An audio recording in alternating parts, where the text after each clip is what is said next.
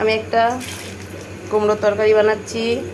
তাতে দিচ্ছি হচ্ছে সর্ষের তেল, কালো জিরে আর হচ্ছে তেজপাতা, কাঁচা লঙ্কা। প্লেন, কোনো মশলা নেই।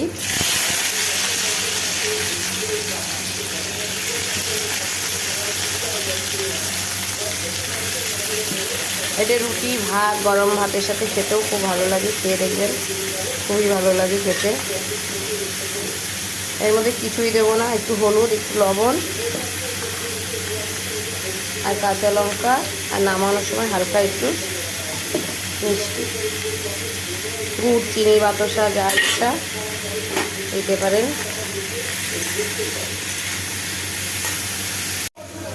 এই দেখুন, এরকম ভাজা ভাজা হবে।